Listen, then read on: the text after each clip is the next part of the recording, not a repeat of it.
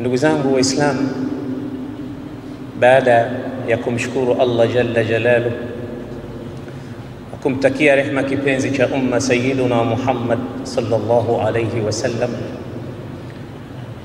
kwa mara nyingine tena bitawfiki llahi tabaraka wa taala tumeanza kuzizundua rasmi darasa zetu ambazo muda mrefu zilikuwa zimetawakaf, zimesimama kwa dhurufu na mambo mbalimbali. Darasa hizi zina historia kubwa sana. Kuanzishwa kwake sasa hivi takriban ni miaka 12, na historia yake imeanzia kutokea msikiti wa Mabluu, karudi msikiti wa Mabarwani,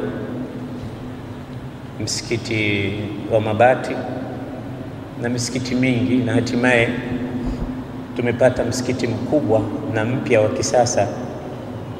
Darasa zile zile zinaendelea na zitaendelea biidhnillahi tabaraka wa taala.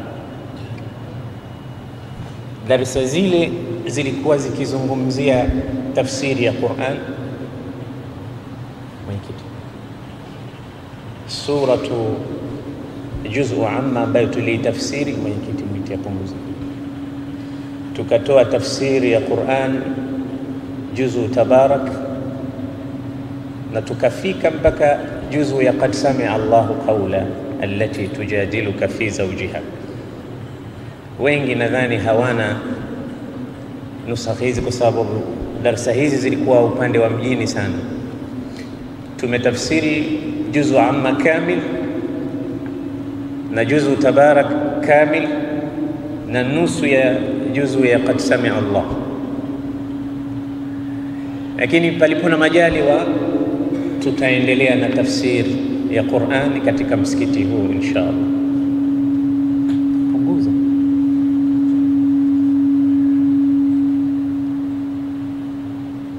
Na nia vile vile ya darasa hizi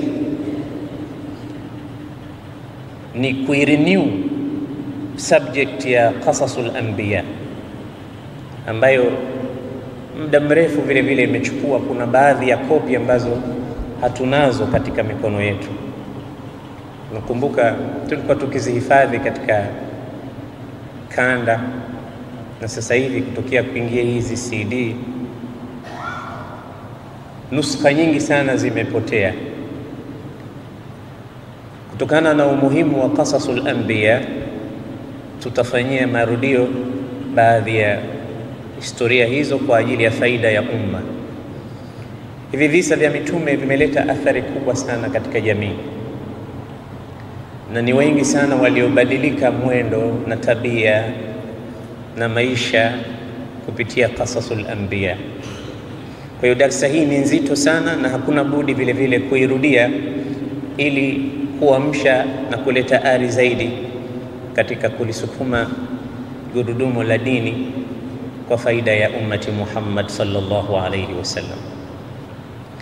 Vile vile tutasoma somo la tatu Mungu akijalia, ambalo somo hili litakuwa ni makhsus katika somo la tazkiyatun nufus, kuzitahirisha na kuzitakasa nyoyo.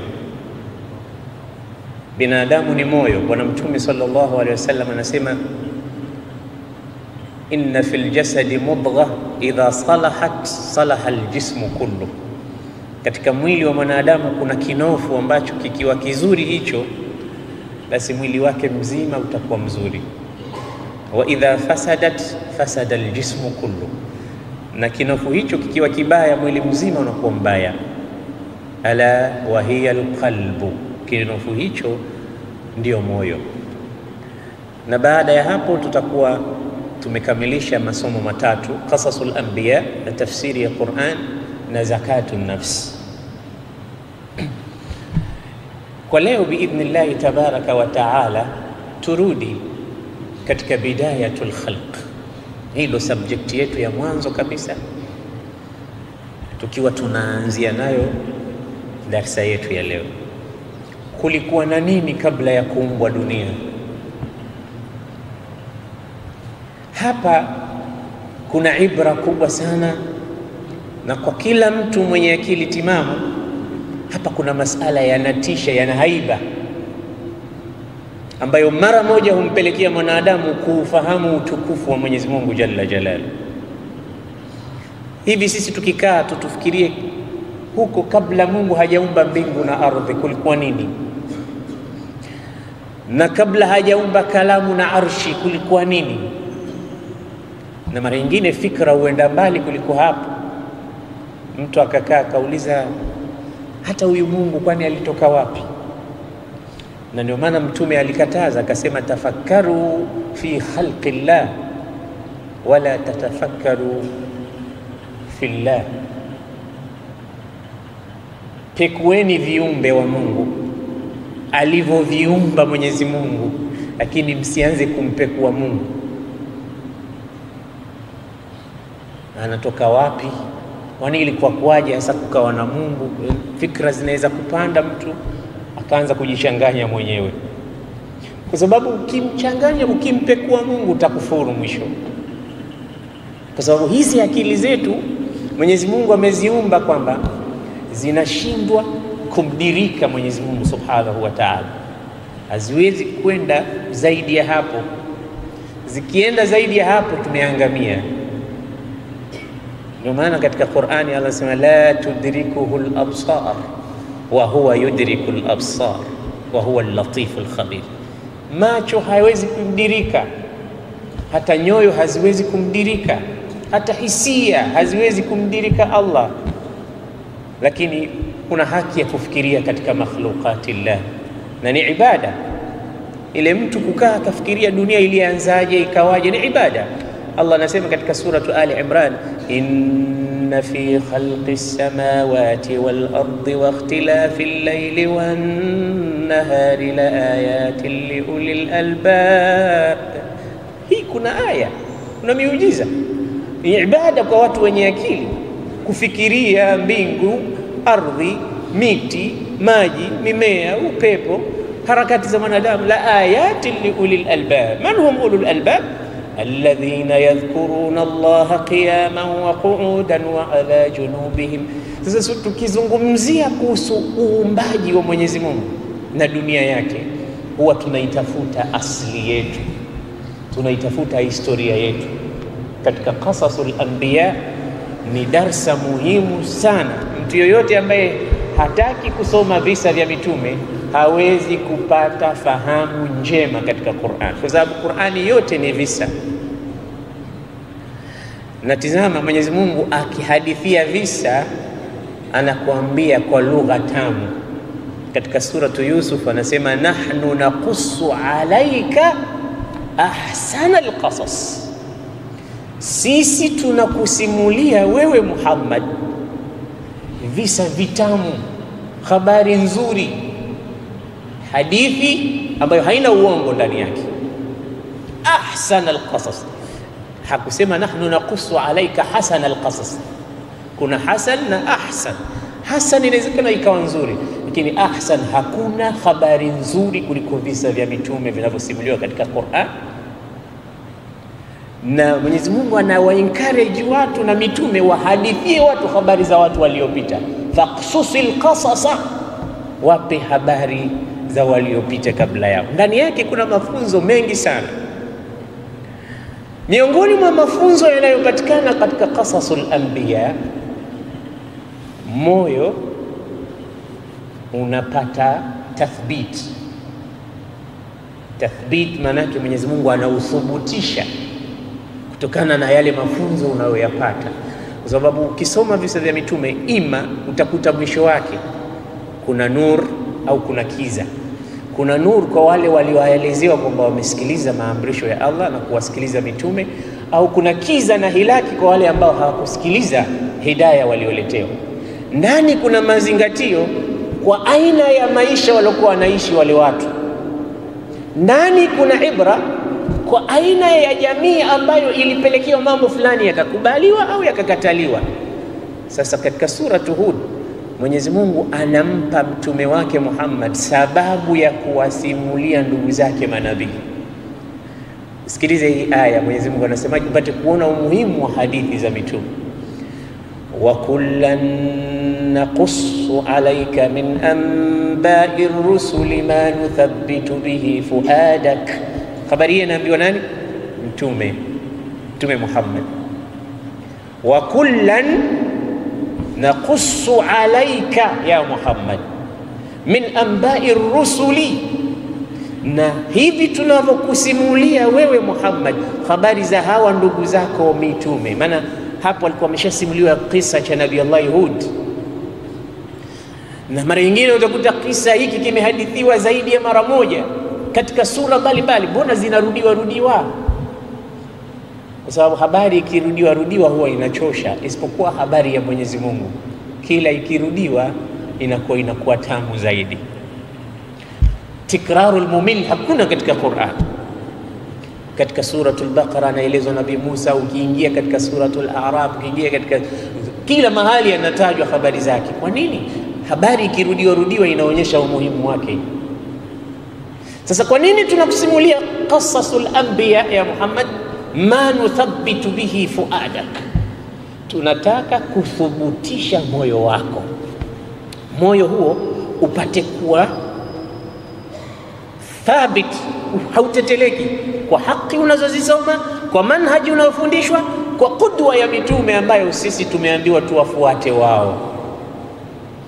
Sasa moyo wa mtume hauna haja ya tathbit kuliko sisi tunavyohitajia tathbit. Mtume kama anaambiwa mambo haya, anasomeshwa ili moyo wake upate kuthubutishwa. Sisi tuna haja zaidi ya kuthubutishwa nyoyo zetu, kwa sababu nyoyo zetu, asubuhi ni Muislamu mzuri, jioni umeshakuwa Muislamu mbaya. Wiki hii umekuwa 5 salawat, wiki ijayo unakuwa tariku sala. Leo imani imepanda, kesho imani inapungua. Sisi ndivyo tulivyo hivyo. Imani yanqus wa yazid.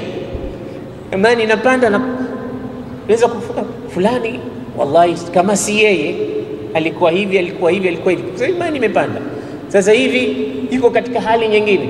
Alikuwa hatoki msikitini, sasa hivi hatoki baa na kunywa, moja moto moja baridi. Hii ni hali ya mwanadamu.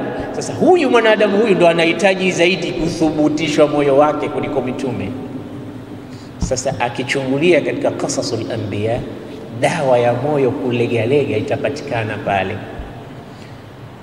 Wa kullan naqussu alayka min anba'i ar-rusuli ma nuthabbitu bihi fuadak wa ja'aka fi hadhihi maw'izatun wa dhikra lilmu'minin. Na imekuja katika hii suratu Hud, imekuja nini? Maw'idha. Ndani ya visa kuna maw'idha wa dhikra, ndani ya visa kuna ukumbusho kwa wale waliokuwa ni waumini. Sasa ndugu zangu, nataka nisimulie kabla ya kuumbwa kwa mwanadamu. Aliulizwa swali Bwana Mtume sallallahu alaihi wasallam, kulikuwa na nini kabla hajaumba Mwenyezi Mungu mbingu na ardhi? Bali mmoja alimuuliza, ya Rasulullah, aina kana rabbuna qabla an yakhluqa as-samawati wal ardh? Tazama hili swali ambalo wengi tunajiuliza, kumbe Mtume aliwahi kuulizwa na sahaba zake. Hadith sahih anasimulia Imam Ahmad ibn Hanbal, anasema watu wa Yemen, na yuko bwana mmoja pia aliwahi kumuuliza, ya Rasulullah, ewe Mtume, aina kana rabbuna qabla an yakhluqa as-samawati wal ardh? Mola wetu alikuwa wapi kabla ya kuumba mbingu na ardhi? Alikuwa wapi? Na ni juu ya mwalimu kusherehesha yale anayoulizwa na wanafunzi wake kwa njia nzuri. Anataka kujua. Sasa ukinyanyua shingo unaona mbingu na ardhi iko chini yako na miti na kila kitu, na tunaambiwa Mwenyezi Mungu yuko katika ufalme wake, na tukiomba tunaelekeza mikono yetu huko mbinguni, tukiashiria kwamba Mungu yuko huko, na tukiashiria kwamba Mwenyezi Mungu Subhanahu wa Ta'ala yuko katika aliyaihi wa adhamati. Japokuwa elimu ya tauhid na kuambia hakuna mahali ambapo Mwenyezi Mungu yuko specific kwamba Mungu yuko hapa, yuko kila mahali, Allah yuko. Sasa swali linakuja, aina kana Allahu qabla an yakhluqa as-samawati wal, alikuwa wapi kabla ya kuumba mbingu na ardhi alikuwa wapi? Ni masala hatari. Mtume akasema kana Allah, alikuwepo Mwenyezi Mungu, walam yakun ma'ahu ghayru, na hakuwa pamoja naye yeyote mwingine, alikuwa Allah tu subhanahu. Allah, akili unaona kama inapata haiba, inaogopa. Mahala popote unapokuwa unasikia mambo ya kuogofya au haiba, akili na ngozi inasisimka. Kana Allah walam yakun ma'ahu ghayru, Mungu alikuwepo na hakukuwa na kitu chochote pamoja naye. Hii hadithi sahihi. Tena maelezo mengine ya hadithi inasema kana fi faragh, Mwenyezi Mungu alikuwa mahali ambapo ni nafasi tu, laisa fawqahu hawa, yani fawqahu hawa wama tahtahu hawa, ni nafasi juu yake, nafasi chini yake, hakuna sehemu yoyote iliyomkusanya. Hivi ndivyo ilivyokuwa mwanzo. Kisha nasemaje? Thumma khalaqa al-arsha fakana arshuhu ala al-ma, kisha baadaye Mungu akaumba arshi. Arshi ni kiti cha enzi cha Allah subhanahu wa ta'ala, kikawepo katika maji. Sasa hadithi hii inaonyesha kitu cha kwanza kilichoumbwa ni arshi ya Mwenyezi Mungu subhanahu wa ta'ala. Hapo hakuna ardhi, hapo hakuna mbingu, hapo hakuna majini, hakuna malaika, hakuna watu, yuko mwenyewe subhanahu wa ta'ala jalla jalal. Sikilize vizuri historia yetu hii, uone tulikotoka ni mbali sana. Ulama at-tauhid wanasema kana Allah wala makan qabla an yakhluqa al-makan, Mwenyezi Mungu alikuwepo kabla kuwepo mahali, yeye yupo. Na tena alima makan wa alima ma yakun, anajua Mwenyezi Mungu yalokuwepo na yatakayokuwepo baadaye. Wa alima ma la yakun, na anajua yale ambayo hayatokuwepo. Hii sifa yake kwamba la awwala la wala akhira la, hana mwanzo Mwenyezi Mungu, hana mwanzo wa kwamba ndo ilianza hivi ikatokezea ndo akawepo Allah. Hana mwanzo wala hana mwisho, yupo azal al-azal subhanallah. Alipoumba arshi akaumba baada ya arshi kalamu, na katika hadithi nyingine inaonyesha kwamba miongoni mwa viumbe vingine vya ulimwenguni sasa cha kwanza kilichoumbwa na Allah ni kalamu. Hii kalamu tunayoandikia ina historia kubwa sana. Ndio maana Mwenyezi Mungu ameiapia katika suratul Qalam, akasema nun wal qalami wama yasturun ma anta bi ni'mati rabbika bimajnun. Hiyo kalamu hiyo, ifikirie kalamu inafanya mambo mangapi makubwa. Ukihitajia mikataba, ukihitajia kusaini voucher zako, ukihitajia kuandikia mambo ya faida, ukihitajia ulimwengu wote kufanyia saitara na sahwa na thaura, itahitajika kalamu mahala popote. Wewe safiri bila ya kalamu, uone umuhimu wake, utakuwa unaazima kwa yule na yule na yule. Je, kama wote hawana kalamu? Je, kama isingeumbwa? Basi Allah anasema hii kalamu ni kiumbe muhimu sana, kimeumbwa mwanzo. Bwana Mtume sallallahu alaihi wasallam katika hadithi anawashereheshea wale waliomuuliza kwamba alikuwa wapi Mwenyezi Mungu kabla ya kuumba mbingu na ardhi. Anawaambia alikuwepo Allah, juu yake hawa, yani faragh, nafasi tu, hakuna kitu chochote kinginecho, na chini yake vile vile. Tena akaumba baada ya hapo arshi ikawa, lakini kuumba hiyo arshi kabla ya kuumba wakana, katumia neno Mtume wakana arshuhu ala alma, na arshi yake ilikuwa katika maji. Thumma khalaqa alqalam, kisha ikaumbwa kalamu. Faqala lahu uktub, Mungu alipoiumba kalamu akaiambia haya andika. Fajara, ikapita inaandika kalamu, ma yakunu wama sayakunu ila an taquma saa, yatakao kuwepo, habari zote, faili zote za maisha yetu, riziki zetu, kila kitu kikaandikwa na kalamu ile mpaka siku ya kiyama. Kisha baada ya kuumba kalamu ikaumbwa lauhun mahfuz. Hivi ndio viumbe vya mwanzo kuumbwa, kabla ya majini na kabla ya binadamu. Baada ya kuumbwa lauhul mahfuz na kuumbwa na kalamu, Bwana Mtume anatuhadithia sasa zile siku, Jumamosi, Jumapili, Jumatatu na kitu gani. Hadithi zote ni sahihi, sinaqil hadith dhaif. Bwana Mtume anasema, Sayyidina Abi Hurairah anasema, akhadha Rasulullah biyadi, siku moja Mtume alinikamata mkono akaniambia, laqad khalaqa Allahu yawma as-sabt turba, khalaqa Allahu turbata fi yawmi as-sabt. Ana muhadithia nani? Abu Hurairah. Sema Mwenyezi Mungu ameumba mchanga siku ya Jumamosi. Wa khalaqa al-jibala fi yawmi al-ahad, akaumba majabali siku ya Jumapili. Hizi siku na kila kitu chake.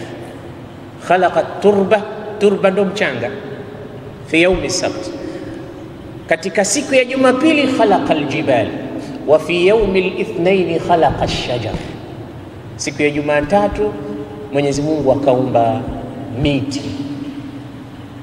Wa fi yawmi ath-thulatha khalaqa al-makruh, siku ya Jumanne kama leo yakaumbwa makruh. Makruh manake vitu vyenye kuchukiza, yani maradhi, chochote kinachochukiza kimeumbwa siku ya Jumanne. Hata madeni kama yanachukiza, kila kitu kinachukiza, viroboto, kunguni, chawa, zote hivi yaumil ath-thulatha. Wa khalaqa fi yaumil arba'a an-nur, siku ya Jumatano Mwenyezi Mungu akaumba nur. Wa fi yaumil khamis batha fihi ad-dawab, siku ya Alhamisi vikaenezwa vile viumbe vilivyoumbwa. Wa fi yaumil jum'a ba'da asri yaumil jum'a khuliqa Adam, siku ya Ijumaa baada ya alasiri akhir saa ndio akaumbwa Mtume Adam, ambaye ni baba yetu sisi sote. Ni babangu mimi ninayezungumza na wewe unayenisikiliza na wale wengine wote. Hivi hakuna haja ya kujua baba yetu anatoka wapi, ilikuwa kuaje? Ndio maana umuhimu wa hivi visa vya mitume unakupeleka wewe katika asili yako, na mtu anapojijua huwa hawi limbukeni, kwa sababu anajua mipaka yake, anajua material aliyoumbiwa nini. Hawezi akasimama akamwambia wenzake nitakutaifisha wewe unanijua mie nani, kwa sababu yeye anajijua. Watu wote wanaowahadid na kuwa challenge wenzao wakawaonyeshia nini, wakajiona kama wao wametoka katika sayari nyingine, huwa hawafahamu nini historia yao, hawafahamu wanatoka wapi, kwa sababu rahimallahu rajulan arafa makanahu wa qadrahu fawaqafa inda. Mungu siku zote anampenda mtu ambaye anajijua cheo chake, anajijua mipaka yake, na anakwenda kusimama pale pale katika mipaka yake ambayo ameandikiwa na Allah jalla jalaluhu. Lakini unaona mwanadamu anachukua mpaka nguvu za Mungu, anachukua mpaka sifa zake, anachukua mpaka yale mambo ambayo Mungu amejisifu nayo, anayachukua yeye. Yule mwanadamu huyo amesahau, hajajua historia yake wala hajajua anatoka wapi. Ni sawa sawa na yule mshairi wa Lebanon aliposema, ataitu walakinnani lastu adri min aina ataitu wa basurtu amami tariqan famashaitu, nimekuja lakini sijui inatoka wapi. Nimeona tu, nimejionea tu mbele yangu kuna njia, mimi nikakamata. Kaifa, niliona vipi? Lastu adri, sijui. Walimadha lastu adri, na kwa nini sijui? Lastu adri, pia sijui kwa nini sijui. Kuna mtu anaishi hajui, na ukimuuliza hajui kwa nini, pia hajui kwa nini hajui kwa nini.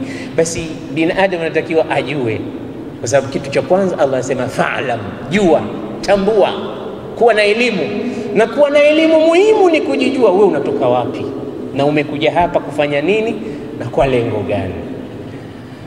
Hizi zote ni bidayatul khalq, ni mwanzo wa maumbaji ya Allah. Ndo baadaye tukaona khalaqal ardha fi yawmayn wa alqa fiha rawasi wa qaddara aqwataha.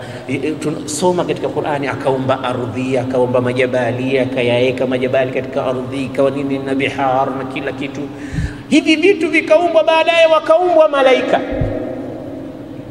Malaika wakaumbwa kutokamana na material ya nur. Na kabla ya kuumbwa binadamu ameumbwa jini. Na maana majini waliumbwa kabla yetu sisi, wao walikuja mbele. Na kwa hakika majini walikuwa wanaishi katika ardhi hii kabla ya wanadamu. Wao ndo wakazi wa mwanzo ambao Mwenyezi Mungu aliwaeka katika kaukab al-ardhiya, wakatumwa wafanye ibada. Lakini wao hawakufanya ibada, walizusha vurugu na ufisadi, wakauana, wakapigana. Fa arsala Allahu ilayhim junudan min almalaika, Mwenyezi Mungu akawatumia majeshi ya malaika. Fataraduhum wa qataluhum ila jazair albihar. Hadithi ya Mtume inasema majini walikuja kupata adhabu ya kupigwa vita na malaika, wakafukuzwa mpaka katika visiwa, katika fukwe za bahari. Mpaka leo sehemu hizo ndo sehemu kuu ambazo majini wanapenda kuishi mpaka leo. Na hadithi ya Mtume inaeleza wazi kwamba Ibilisi ana kiti chake baharini. Hawa watu wake wanaokuja huku kutupoteza sisi, baadaye wanapeleka takrir, report huko kwa bwana wao waliokuwa juu ya kiti chake kule. Leo nimempoteza fulani, leo nimempoteza fulani. Kila mmoja anapeleka hasilatul yawm au hasadil yawm, report ya siku hii. Sasa majini japokuwa huku wanafika tuliko sisi na sehemu nyingine, lakini makanu raisi, mahala pakubwa ambapo wanapenda kuishi katika bahari, katika visiwa, katika fukwe za bahari, kwa sababu walifukuzwa katika ardhi na malaika baada ya kuzusha ufisadi na kumaasi Mwenyezi Mungu, wakaenda katika shawatiul bihar. Kwa hiyo inaonyesha wazi kwamba malaika na majini wao waliumbwa kabla yetu sisi. Kwa hadithi tuliyoitanguliza kwamba siku ya Jumamosi Mwenyezi Mungu ameumba mchanga, Jumapili akaumba majabali, Jumatatu akaumba nini? Akaumba Jumatatu akaumba miti, siku ya Jumanne akaumba viroboto, yani vitu vya kuchukiza, na siku ya Jumatano ikaumbwa nuru, siku ya Alhamisi wakaenezwa viumbe, batha fiha dawaban. Ad-dawab, kila kiumbe akaenezwa katika ardhi. Siku ya Alhamisi wakaenezwa viumbe, na siku ya Ijumaa akaumbwa mwanadamu, akaumbwa baba yetu Adam. Hadithi nyingi zimezungumza Mtume akisema fadhila ya siku ya Ijumaa, fihi khuliqa Adam, katika hii siku ya Ijumaa ameumbwa Nabii Adam, na kuumbwa kwenyewe ni baada ya alasiri. Na katika hii Ijumaa kuna saa muhimu sana ambayo binadamu akiafikiwa na Allah anapata ijaba katika dua zake. Ndugu zangu, Qur'ani niwasomee kidogo katika suratul Hijr, baadhi ya aya Mwenyezi Mungu alipotaka kumuumba mwanadamu. A'udhu billahi minash shaitanir rajim. Walaqad khalaqnal insana min salsalin min hama'in مسنون والجان خلقناه من قبل من نار السموم. Allah hapa anazungumzia kuhusu uumbwaji wetu na material yake. Wa idh qala rabbuka lil malaikati inni khaliqun basharan min صلصال من حمأ مسنون فإذا سويته ونفخت فيه من روحي فقعوا له ساجدين فسجد الملائكة كلهم أجمعون إلا إبليس أبى أن يكون مع الساجدين قال يا إبليس ما لك ألا تكون مع الساجدين قال لم أكن لأسجد لبشر خلقته من صلصال من حمأ مسنون قال فاخرج منها إنك رجيم وإن عليك اللعنة إلى يوم الدين قال رب فأنظرني إلى يوم يبعثون قال إنك من المنظرين قال رب بما أغويتني لأزينن لهم في الأرض ولأغوينهم أجمعين إلا عبادك منهم المخلصين قال هذا صراط علي مستقيم إن عبادي ليس لك عليهم sultan. Hizi aya ni nzito kwa sababu kuna mmoja amekosa adabu mbele ya Allah ambaye ni Iblis laanatullahi alayhi. Ukiyajua maana ya maneno aliyokuwa anamwambia Mwenyezi Mungu, wallahi hutomtii Iblisi siku zote. Subhanallah, Mwenyezi Mungu alipotaka kumuumba baba yetu Adam alimtuma Sayyidina Jibril akamwambia nenda katika ardhi wa'tini biturba qit'atan min al-ardh uridu an akhluqa minha Adam, nataka kumuumba Adam. Jibril alipofika katika hii ardhi ista'adhat al-ardh, ardhi ikajikinga kwa Allah isije ikachukuliwa, kwa sababu huyu mtu anayekwenda kuumbwa atakwenda kufanya mambo ya kufanya mbele ya Allah, atamkosea Allah na pengine Mungu kwa hasira zake atamtupa motoni. Sasa ni mimi ardhi nimetengezwa kutokana na huyu mtu. Ardhi ikalia sana ikamwambia Jibril, a'udhu billahi minka, najikinga kwa Allah kutokamana na wewe, usije ukanichukua, sitaki usinichukue. A'udhu billahi minka, najikinga kwa Allah kutokamana nawe. Jibril akarudi kwa Allah akamwambia, ya Rabbi ista'adhat, ardhi imejikinga, imeniambia a'udhu billahi minka. Mwenyezi Mungu akamtuma Israfil. Baadaye Israfil akajibiwa vile vile na ardhi. Mwenyezi Mungu akamtuma Mikail, akaambiwa vile vile na ardhi. Mwenyezi Mungu akamtuma malakul maut Israil. Israil alipofika katika ardhi akamwambia a'udhu billahi mink, na Israil kaambia ardhi, wa ana a'udhu billahi an arji'a ila Allah biduni turba, hata mimi najikinga kwa Mungu nisije nikarudi kwake mikono mitupu. Wewe unajikinga kwa Mungu nisije nikakuchukua, na mimi najikinga kwa Mungu nisije nikaenda kwake mikono mitupu. Mungu amenituma alafu niende sifaru liyadai, itakuwaje?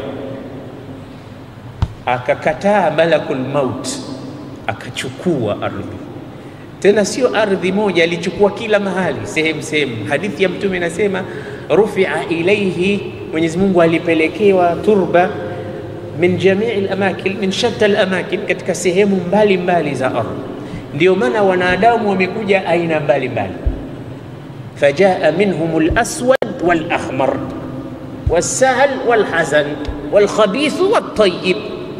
Ndio maana ya ukakuta sisi hatuko sawa, kuna weupe na weusi na wekundu, kuna waovu na wema, na kuna wengine tabia mbalimbali, mmoja mpole, mmoja mkali, mmoja sahali, mmoja laini.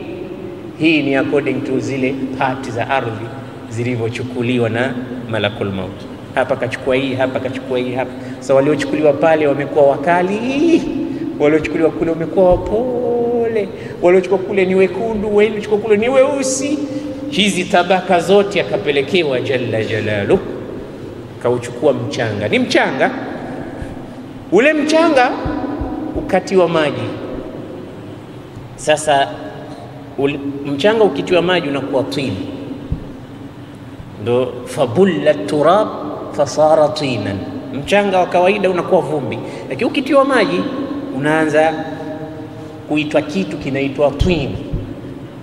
Ndio maana ukisoma Qur'ani kila aya utakuta inamsifu mwanadamu alivyoumbwa. Huku utasikia kaumbwa na udongo, kule utasikia mchanga, hapa utasikia hama'in masnun, kule utasikia min salsalin, kila aina na ndo marahil za mchanga ule. Kwa hiyo mchanga ukitiwa maji unakuwa twin, ukishaanza kufinyangwa unaanza kunata, ile na kunatanata na kamatana ndio inaitwa tini lazim. Halafu ndio inakuja ikikauka ule mchanga kama wa kutengezea viungu, kikauka ndio inaitwa hama'in masnun, kwa sababu ukigonga hivi inatoa sauti. Sasa na Adam hivyo hivyo marahil, alifika mahali ni timthal, kigongwa hivi inatoa sauti, ndio inaitwa hama'in masnun. Masnun yani musawwar, sababu Mungu alipoletewa mchanga alimuumba Adam kwa mikono yake miwili. Allah subhanahu wa ta'ala hatumithilishi na mwanadamu. Taba tukisema Mwenyezi Mungu ni vile mwenyewe alivyo. Usema Mungu ana mikono, Mungu ana nini, yaliku bijalali, anajua mwenyewe mikono iko vipi, anajua mwenyewe, sisi hatujui. Na hatujamuona Allah subhanahu wa ta'ala. Kwa hiyo yeye anatuhadithia ndio katika Qur'an, bima khalaqtu biyadai, kwa nini umekataa kusujudia nilichokiumba kwa mikono yangu miwili? Kwa hiyo ule mchanga ulivyoletwa mwenyewe Mwenyezi Mungu subhanahu wa ta'ala akafanya timthal, akafanya shakli, baada ya kutiwa maji ukawa tin, ukafinyangwa, akatengeza sura ya mwanadamu.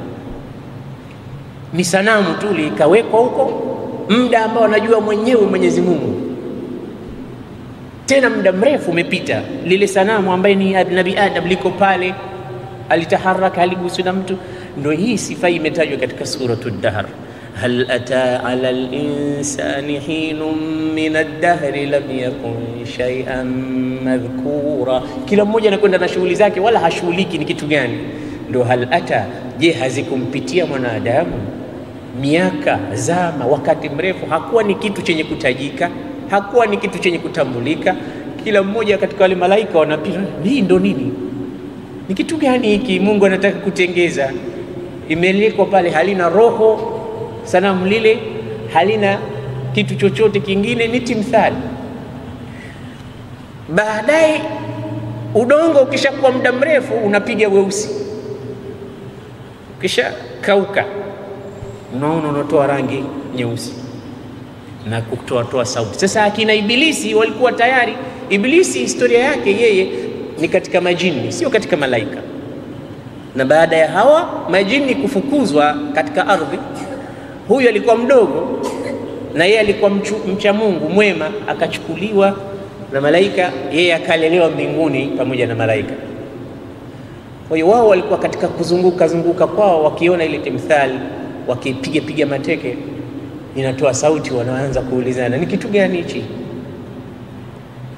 Malaika wanasema liyakhluqa Allahu ma yasha, Mungu aumbe atakacho kuumba, lakini lan yakhluqa makhluqan a'lam wa akrama minna, hatoumba Mwenyezi Mungu kiumbe mjuzi na mwenye kuelewa mambo na mbora kuliko sisi malaika. Katika suratul Baqara kumetokea hiwarun hadi as-samawi, ni nzuri sana unaposikia Mungu anazungumza na malaika wake. Wa idh qala rabbuka lilmalaikati inni ja'ilun fil ardi khalifa, aliwaambia mimi nataka kumpeleka katika ile dunia khalifa. Khalifa manake mtawala, lakini atakayekuja baada. Kama unaposoma historia ya bwana mtume ambayo tutaisoma insha Allah baada ya qasasul anbiya. Lengo letu tunataka tusome mpaka daulatul amawiyya, daulatul abbasiyya, tufike daulatul uthmaniyya. Na daulatul uthmaniyya haiko mbali, ilianguka mwaka 1924, Ottoman Empire wanaita. Mwaka 1924, 2023 itakuwa miaka 100 wata celebrate wa Turuki kuanzia kudondoka dola ya Kiislamu ya mwisho ambayo iliangushwa na mtu mmoja akiitwa Mustafa Kemal Atatürk. Hii ni muhimu sana kuifahamu katika dini, kwa sababu tunajua tumetoka wapi. Inshallah tumuombe Mungu tupate uzima tufikie huko kote. Sayyiduna Adam kuumbwa kwake, kwanza Mwenyezi Mungu anawaambia malaika, nataka kumpeleka kiumbe mtawala, kiongozi katika ile dunia. Malaika walimuuliza, ya Rabb, atajalu fiha man yufsidu fiha wa yasfiku dima, unataka kumpeleka katika dunia hiyo kiumbe ambaye atamwaga damu, kiumbe ambaye atafanya ufisadi? Walijuaje kama sisi tutafanya ufisadi? Na tujiulize, huo ufisadi kweli tunafanya? Naam, ufisadi mkubwa tunafanya katika hii dunia. Damu kweli zinamwagwa? Wallahi, tahaddath anha wala haraj. Kuhusu damu zungumza utakavyozungumza, damu zinamwagwa usiku na mchana bighairi haq. Sasa malaika walijuaje? Experience yao walipata kutokana na hali ya majini wale wa mwanzo waliowekwa katika hii ardhi, wakaanzisha fujo na vurugu. Sasa malaika wanajiuliza, ya Rabbi, umemuumba jini umempeleka katika ardhi akafanya ibada, akakuasi, akafanya vurugu, na mwisho ikawa damu zimemwagika na kitu. Sasa unampeleka huyu mwanadamu ambaye yeye inaonyesha ni kiumbe dhaifu. Walikuwa wanajua udhaifu wetu mapema. Sababu gani? Katika ile zunguka yao waliona katika tumbo lake kuna nafasi, kuna jauf. Maana yake ukitizama ndani unaona katika mdomo mpaka kupitia katika sehemu ya haja. Roho ndo hamna, lakini nafasi hii ipo. Yani Mungu alimtengeza ati huyu binadamu akawa kama vile sanamu tunavyoona, na ikawa kuna jauf. Sasa hii jauf iliwapelekea wao kupata kujua kwamba hadha khalqun lan yatamalak, huyu kiumbe hatakuwa na nguvu, yani atakuwa dhaifu. Na ndio maana Ibilisi alikuwa akitumbukia katika mdomo, akiingia ndani kisha akitoka na huko nyuma, kisha akicheza ndani ya ule mwili wa mwanadamu. Kisha wenzake malaika walikumwambia, msije mkastaajabu kiumbe hiki kikawa bora kuliko sisi. Ibilisi aliwahi kusema, akasema, wallahi la in sullitu alayhi la uhlikanna, mimi nikifanywa bora kuliko huyu nitamnyanyasa, nitamwangamiza. Wala in sullita alayya la asiyanna, na kama yeye ndo atafanywa bora kuliko mimi nitamuasi, takataa. Haiwezekani huyo kiumbe kuwa bora kuliko mimi. Kwa hiyo uadui wetu sisi na Ibilisi ni uadui kwanza, hata roho haijatiwa. Alikuwa fikra hizo anazo katika moyo wake, anasema nikiwa mimi bora ninammaliza huyu, na akiwa yeye bora nitamuasi. Basi Mwenyezi Mungu Subhanahu wa Ta'ala akawaambia, baada ya kuambia nataka kumleta kiumbe ambaye atakuwa ni mtawala, anaiendesha hii, ni mudirul ardh, kila kitu lazima kiwe kinaendeshwa, anasimamia mambo ya haki, anasimamia uadilifu, anasimamia na mambo yaende kwa nidhamu katika hii dunia. Adam, qalu atajalu fiha man yufsidu fiha wa yasfiku dima, unapeleka katika ardhi atakayefanya ufisadi na umwagaji wa damu. Wa nahnu nusabbihu bihamdika wa nuqaddisu lak, kwani nini ya Rabb? Kama ni kuabudiwa ndiko unakotaka, sisi tunakuabudu usiku na mchana, tunakutakasa. Sasa huu kiumbe unataka kumpeleka kule kwa ajili ya nini? Kama ni ibada, sisi tunaifanya ibada. Allah aliwaambiaje? Qala inni a'lamu ma la ta'lamun, ninachokijua mimi nyinyi hamukijui. Ndio kisa cha kutumwa malaika achukue qita'atun min al-ardh Na kweli Mwenyezi Mungu akapelekewa. Malakul mauti aliposimama mbele ya Allah na mchanga wake mkononi, akamuuliza madha qalat laka al-ard, ardhi imekwambia nini ulipokwenda? Wa huwa a'lam. Na Mwenyezi Mungu anauliza wakati anajua. Malakul mauti akasema ista'adhat, ardhi ilikataa ikajikinga. Na mimi nikamwambia na mimi pia astaidhu billah, na mimi pia najikinga kurudi kwa. Kwa nini nasema limadha lam tarhama, mbona hukuisikitikia kama wenzako walivyosikitika? Nasema liannani alimtu anna tanfidha amrika awjab min qawliha, mimi nilitambua kwamba kutekeleza amri yako ya Rabb ni wajibu zaidi kuliko kuisikiliza kauli yake ardhi. Kwa hiyo haikunitisha mimi hata kusema a'udhu billahi mink. Allah akasema basi wewe ndo umefit kwenda kutoa roho za wanadamu. Huyo atatutembelea sote siku moja. Msisahau kwamba huyo ndo amepewa jukumu hilo la kutoa roho zetu. Sijui ni kesho, sijui ni kesho kutwa, lakini atakuja siku moja. Atagonga mlango, ataingia, utamuona. Ya Rabb, tujalie akhiri ya umri wetu tumuone malakul maut katika sura nzuri. Maana ukimwona katika sura nzuri ni bishara kwamba wewe unaondoka vizuri. Ya ayyatuhan nafsul mutmainna irji'i ila rabbiki radiyatan mardiyah fadkhuli fi ibadi wadkhuli jannati. Mungu anasema utakapoambiwa maneno haya, wewe minal faizin, ewe roho nzuri, toka kwa sahali na Mungu ameradhi, amekuwa radhi nawe.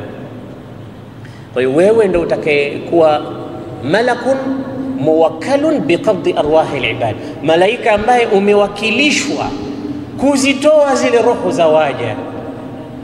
Maana Mwenyezi Mungu ana ile system kwamba rajulun munasib fi almakan almunasib au rajul munasib fi almakan almunasib, mtu afaaye katika zoezi lifaalo.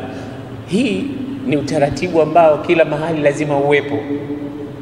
Sio kila mtu tu anapewa kazi. Mbona hakumwambia Jibril wewe ndio utatoa roho za watu wote, wakati Jibril ndio malaika mwenye nguvu? Bwana Mtume alipomhadithia sahaba kuhadithia umbo la Jibril, anasema Jibril ana 600 janah, ana mbawa 600. Mbawa 600, anasema ma baina janahin ila janahin kama baina as-samai wal ardh, kutoka ubawa mpaka ubawa mwingine ni kama kutoka mbingu mpaka mbingu nyingine, kutoka samai ila samai ukhra. Kwa nini yeye sichukue roho hizo?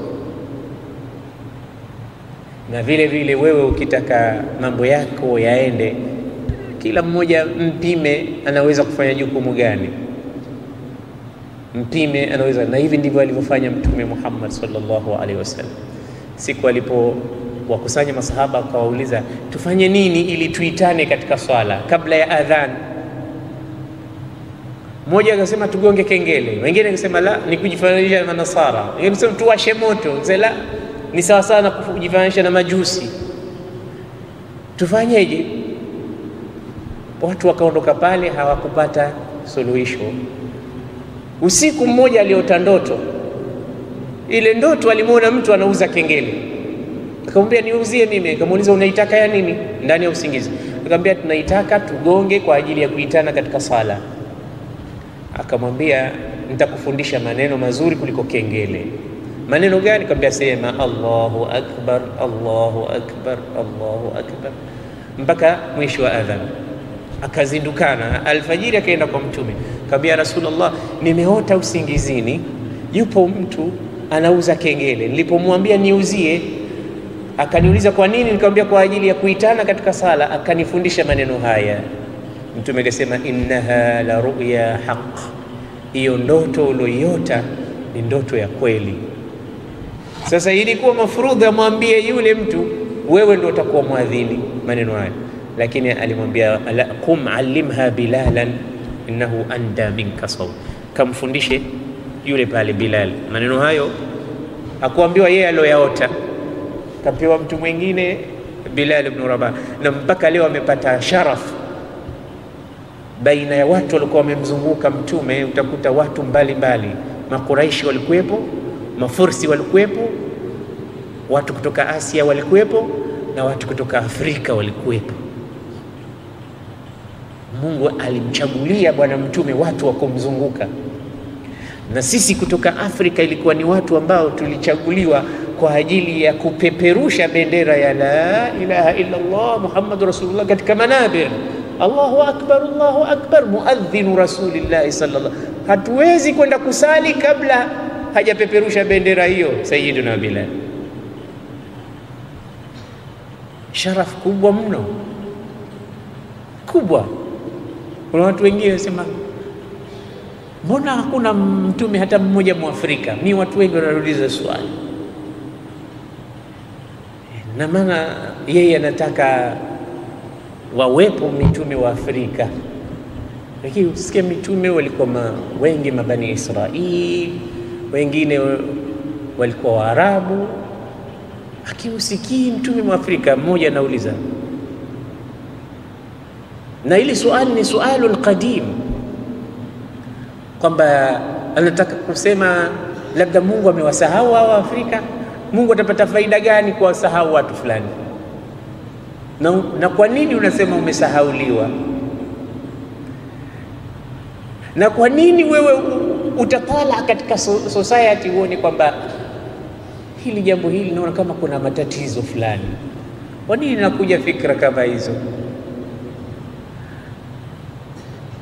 Subhanallah, Sayyiduna Muhammad sallallahu alayhi wasallam alitufundisha katika mtiririko wa mafunzo. Qur'an inasema wala tatamannau ma faddala Allahu ba'dakum ala ba'd. Muislamu asiwe na tabia ya kutaka kitu ambacho Mungu amempa mwenzake. Hizi sio katika tabia za Kiislamu, kwamba kwa nini mimi sikupata kitu fulani, kwa nini mimi sijapata kitu fulani. Usiwe na tabia ya kutamani kile alichopewa mwenzako. Hii ni tabia moja katika tabia mbaya, kwa sababu hupelekea mpaka mtu akadharau kile alichopewa yeye na Mwenyezi Mungu, kwamba kama Mungu ananipenda kweli, mie angenipa baskeli kama aliyopewa yule, au akanipa shamba kama la yule bwana, au akanipa gari kama lake yule, au angalau nikawa na nyumba kama yake, ndio angalau tungekuwa tunaona Mungu amefanya uadilifu. Hii tunatupeleka mahali pabaya. Na wewe unajua kipi alichokupa Mwenyezi Mungu? Umehesabu yote neema alizokupa Allah mpaka ukafika mahali ukaona kwamba kuna baadhi ya vitu umenyimwa? Halafu mtume alitufundisha kwamba kupewa vile vile sio dalili ya kupendwa, wala kunyimwa sio dalili ya kuchukiwa. Alafu pia katika mazingira mengine ndio wanachuoni hekima sema a'taka fa haramaka, haramaka fa a'taka. Unaweza kuona mtu amepewa kumbe ndo amenyimwa, na unaweza kuona mtu amenyimwa kumbe ndo amepewa. Hii ni falsafa. Vipi maneno haya? Uchambuzi wake unataka darsa kamili. Kwa sababu gani? Unawezekana mtu ukaonekana wewe umepewa aina mambo mbalimbali mpaka watu wote wanakuhusudu, kama alivyopewa Qarun. Qarun si amepewa, inna Qaruna kana min qaumi Musa fabagha alayhi. Alipewa nini? Wa atainahu min alkunuzi ma inna mafatihahu latanu bil usbati ulil quwwa. Tulimpa mpaka zile funguo zake zinabebwa na watu, zinalemea kama vile wamebeba magunia wanaobeba funguo za Qarun. Kumbe ni funguo tu. Kama funguo zinalemea kwa watu 40, je, mali zake zitakuwaje? Kwa hiyo huyu kapewa, lakini kumbe ndo alonyimwa. Alinyimwa Qarun kivipi? Fakhasafna bihi wa bidarihi al-ard, tulimdidimiza tukamwangamiza mpaka ikawa nywele yake ya utosini haionekani, chini chini chini, kila siku anadidimia, kwa sababu Mungu alimpa lakini kumbe amemnyima. Na kuna watu wengine wanaonekana wao wamenyimwa kumbe ndo wamepewa. Kwa hiyo hesabu kwa Mungu hazipo hivyo. Hesabu kwa Mungu hazipo kwamba mbona sisi hakutupa kitu fulani, kwa hiyo sisi tumenyimwa au tumenyanyaswa au tumekuwa tumeonekana ni useless people. Hakuna amma al-insanu idha mabtalahu rabbuhu fa akramahu wa na'ama fayaqulu rabbi akraman wa amma idha mabtalahu faqadara alayhi rizqahu fayaqulu rabbi ahanan. Kalla, sivyo hivyo. Mtu akipewa aseme napendwa, au akinyimwa aseme nachukiwa, sivyo hivyo. Hisabu ziko vingine kabisa. Basi ndugu zangu, Sayyiduna Bilal akaambiwa wewe ndio utakayekuwa muadhini, kama alivyoambiwa Jibril, wewe kaa pembeni, huyu ndiye atakayekuwa mtoa roho. Kwa sababu huyu anafiti katika zoezi hilo la kutoa roho. Na anapokuja mfalme Shah wa Iran, alivyokwenda Misri, amekusanyiwa matabibu mpaka wale wanachuoni wakasema maneno siku ya kufa Shah. Maneno wanasema arsala Allahu malakan liqabdi ruhi almaliki famani almaliku. Arsala malikun malakan liqabdi ruhi almaliki famani almaliku. Walisema maneno mazito ya falsafa. Shah yuko katika hospitali, ilikuwa na madaktari bingwa, watu wamemzunguka, huyu anampima pressure, huyu anaangalia damu yake, huyu anaangalia sukari, huyu na kile mmoja anaangalia vipimo vyake pale, kumzuia angalau asife, asiondoke katika dunia. Lakini wanasema arsala almaliku malakan liqabdi ruhi almaliki thamani almaliku. Mfalme alimtuma malaika kwenda kuichukua roho ya mfalme. Sasa mfalme wa kweli ni nani?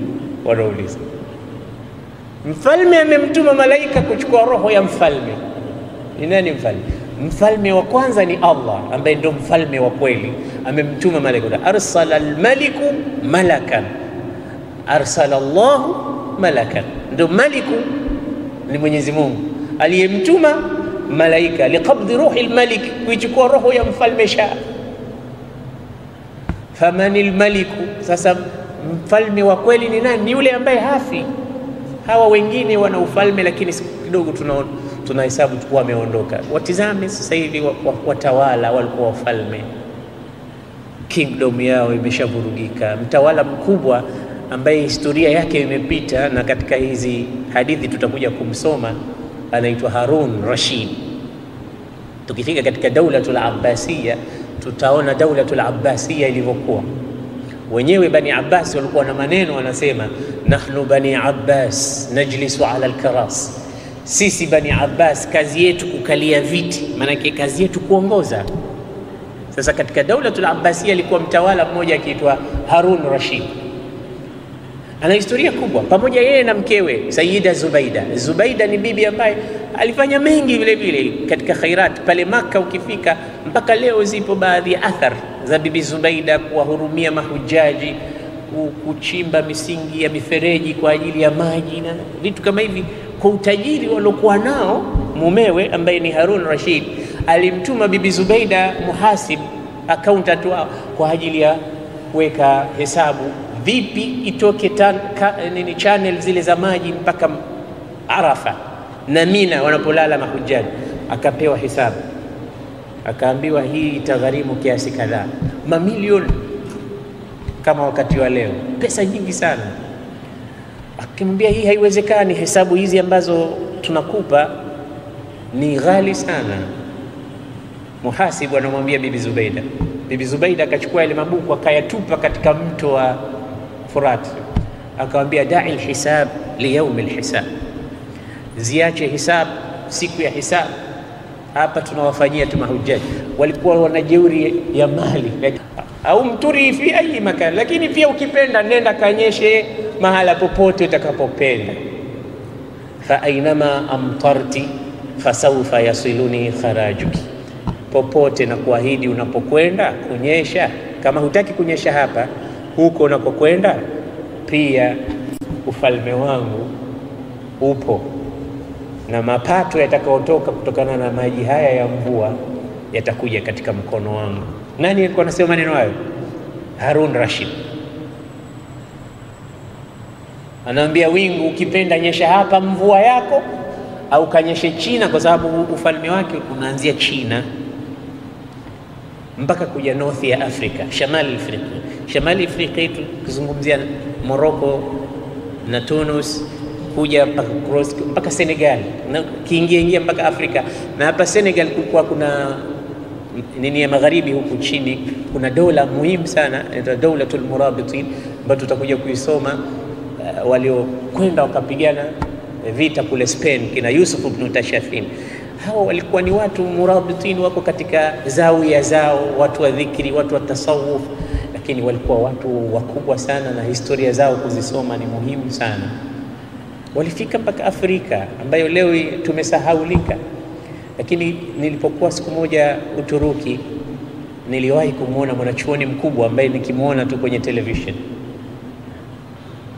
Nikamuuliza, mnaona vipi Afrika? Yeye ndo mkurugenzi wa ile mambo ya research za Kiislamu katika ilmu al-ajinna, anaitwa Sheikh Abdul Aziz, anatokezea sana katika channel ya Iqra. Nikamuuliza, mnaonaje mtizamo wenu kama ulama wakubwa kuhusu Afrika?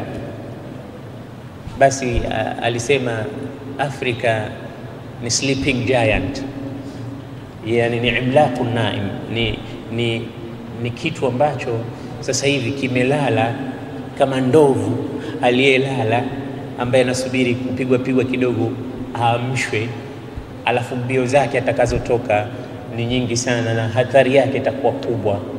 Wanasema tuna mategemeo makubwa sana kuhusu Afrika, sahwa, mwamko, dini.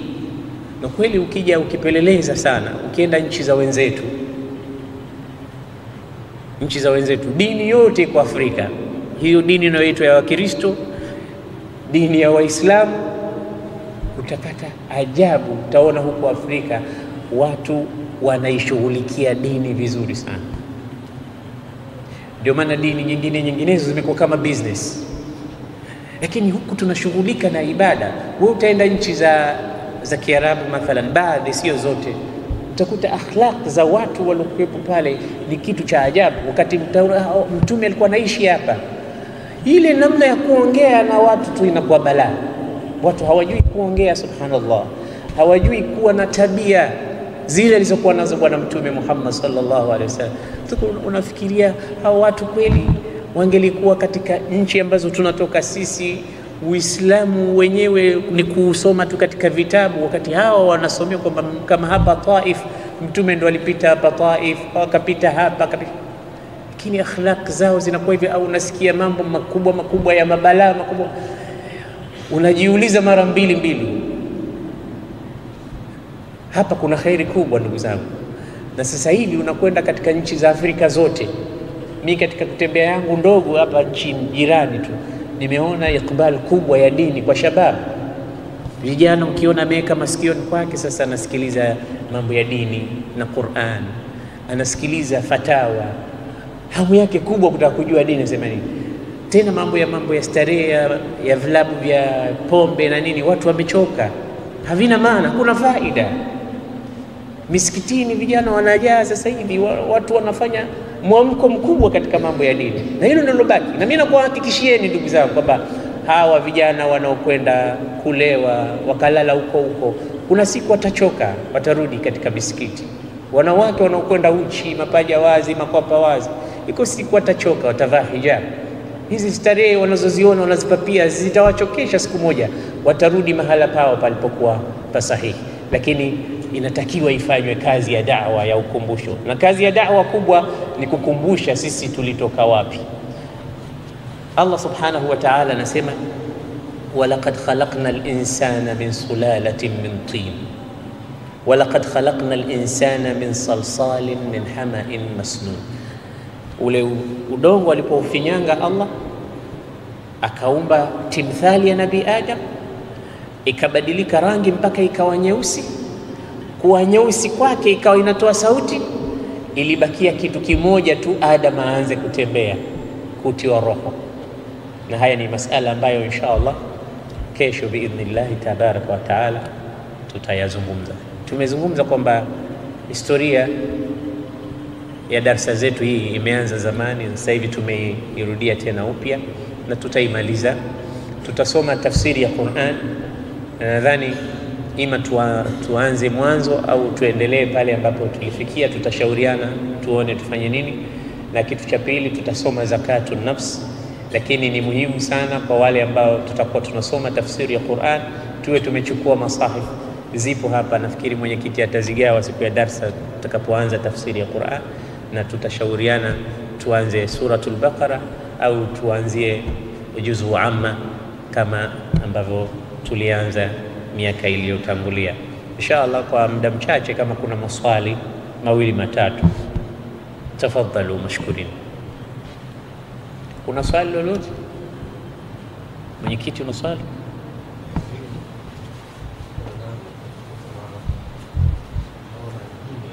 Naam.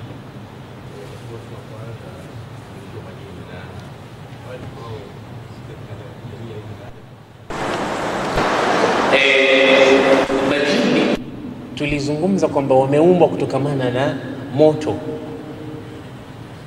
katika aya tulizoashiria.